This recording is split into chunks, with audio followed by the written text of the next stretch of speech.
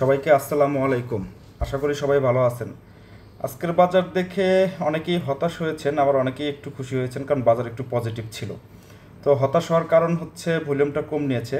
তবে আমি সব কিছু ব্যাখ্যা করবো আপনাদের যে কী কারণে হয়তো বা ভলিউম কম নিয়েছে এবং ভলিউম কম নিলে আমাদের কোনভাবে দেখা উচিত বা বেশি নিলে কীভাবে দেখা উচিত। তার আগে আমি আপনাদেরকে একটু আপডেট দিতে চাই যে ইন্ডেক্স আজকে 5.37 মানে 5 পয়েন্ট প্লাসের মতো প্লাস ছিল। তবে ইন্ডেক্সের যে ভলিউমটা হয়েছে আজকে সেইটা হচ্ছে 355 কোটি টাকা। গতকালকে ভলিউম হয়েছিল 478 কোটি টাকা, তার মানে 100 কোটি টাকার নিচে ভলিউম কম হয়েছে। এই ভলিউমটা ভালো না খারাপ? যদি আপনারা আমার কাছে কোশ্চেন করেন যে এই ভলিউমটা ভালো না খারাপ, তাহলে আমার দৃষ্টিকোণ থেকে আমি বলবো ভালো। কেন ভালো চলেন একটু ব্যাখ্যা করি। আমরা ইন্ডেক্সের চার্টে একটু চলে যাই।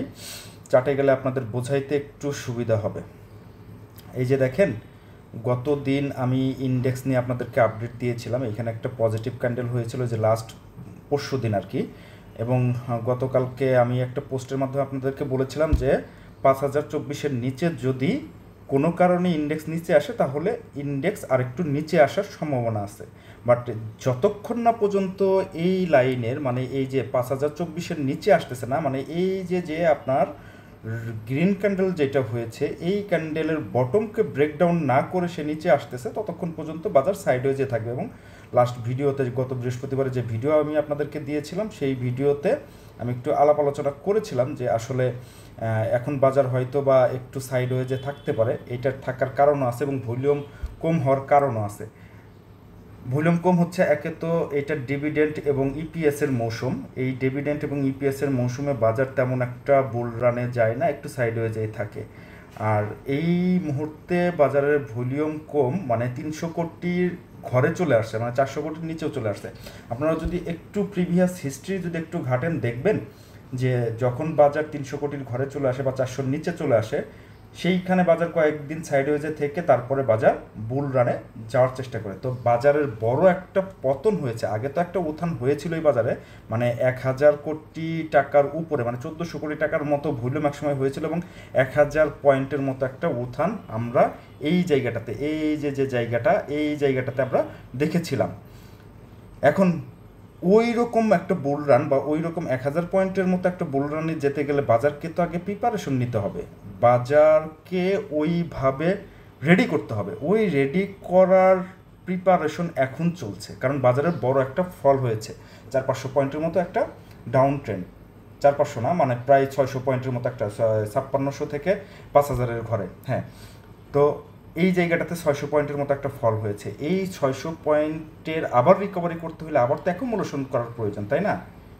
স্মার্ট মানি যারা আছেন তারা তো আসলে প্রোডাক্ট না কিনে বাড়াইতে পারবে না, কারণ তারা এই সব জায়গায়, যে এই জায়গাগুলোতে তো আপনার করে আসছে, ফিডিং করাই আসছে, তো আবার নতুন করে তাদেরকে তো কিনতে হবে। তো এই যে এই ফলের কারণে যতটুকু তারা কিনতে পারছে, এখনও তাদের কেনা শেষ হয় নাই। শেষ হইলে যে কয়েকদিন অ্যাকুমুলেশন হবে, দেন বাজার উপরে উঠবে। বাট এই মুহূর্তে আমি বলবো যে বাজারকে আপনারা অবজারভেশনে রাখেন, নতুন করে বাইয়ের ক্ষেত্রে একটু সতর্কতা অবলম্বন করেন। যেহেতু সামনে ইপিএস ডিভিডেন্ড আসতেছে, অনেক কোম্পানি চলে এসেছে, অনেকেই ভালো দিচ্ছে, অনেকেই খারাপ দিচ্ছে। বাট আপনি এইগুলা চলে যাক, মানে এই মাসটা যতটুকু আছে আপনার হচ্ছে এই অক্টোবরের যত দিন আছে, এই কয়েকটা দিন আপনারা একটু অবজারভেশনে থাকেন। যদি পারেন ইপিএস টিপিএস যেগুলোর সেটেলমেন্ট হয়েছে সেগুলো হালকা পাতলা একটু ট্রেড করলেও করতে পারেন। বাট আমি বলবো যে এই মুহূর্তে বাজার যেহেতু ভলিউম অনেকটাই কমে গিয়েছে, সেইখানে মিন করতেছে যে বাজারের সেলার যতটুকু ছিল সেই সেলগুলো অ্যাবজর্ব করে নিয়েছে বাজার।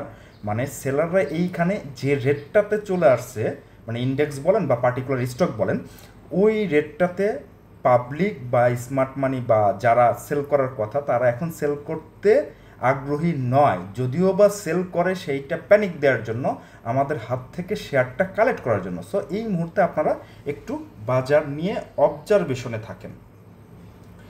আর আরেকটা বিষয় চলেন একটু আলাপ আলোচনা করি। আরেকটা বিষয় হচ্ছে, দেখেন আজকে কিন্তু ইন্স্যুরেন্স আবার লিডিংয়ে চলে আসছে।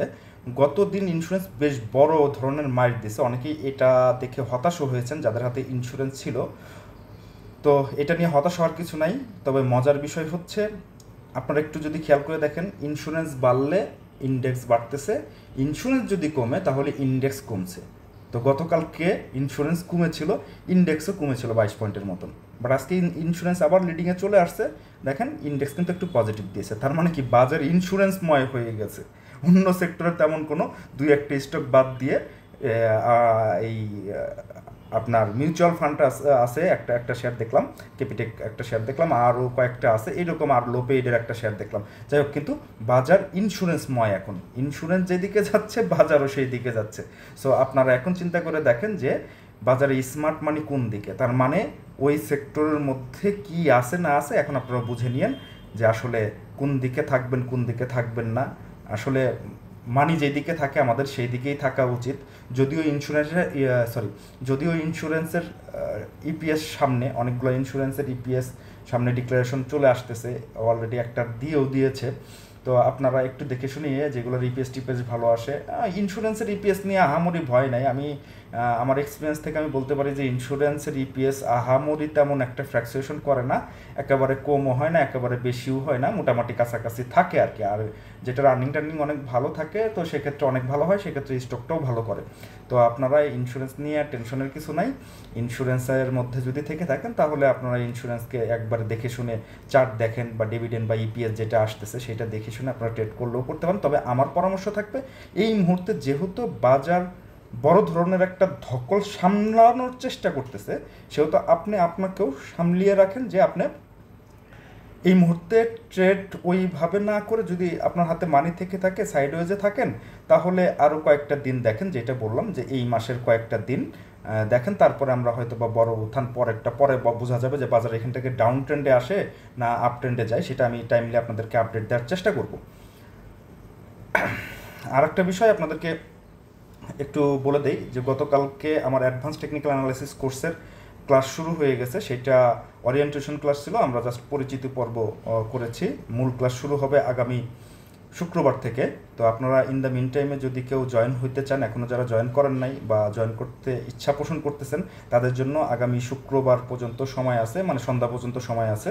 তো আপনারা ইন দ্য মিন টাইমে যদি টেকনিক্যালি, যে আমি যেভাবে আপনাদেরকে টেকনিক্যালি আপডেট দেই, এই অ্যানালাইসিসগুলো যদি জানতে চান, বুঝতে চান যে বাজার কোন দিকে যাচ্ছে, কোন দিকে গেলে কী রকম আপনার আচরণ হওয়া প্রয়োজন বা আপনার দরকার, এবং সেক্টরাল মুভমেন্ট যদি ওইভাবে ধরতে চান যে কোনটার পরে কোনটা সেক্টর, এই যে ইন্স্যুরেন্স সেক্টর নিয়ে আগে পরে আপডেট দিয়েছি, মিউচুয়াল ফান্ড নিয়ে দিয়েছি, যাই হোক এই টাইপের জিনিসপত্র যদি আপনি জানতে চান তাহলে আমার এই অ্যাডভান্স টেকনিক্যাল অ্যানালাইসিস কোর্সে যুক্ত হতে পারেন। আমি এই ভিডিওর ডিসক্রিপশন বক্সে আমার হোয়াটসঅ্যাপ নাম্বার দিয়ে দিব, ওইখান থেকে হোয়াটসঅ্যাপ নাম্বারটা একটু কালেক্ট করে আপনারা যদি চান সেই হোয়াটসঅ্যাপে একটু নক করবেন। আমি টোটাল কোর্স মডুল এবং ফি কত টাকা সেটা আপনাদেরকে জানিয়ে দেব। তো ধন্যবাদ, ভালো থাকবেন, সুস্থ থাকবেন।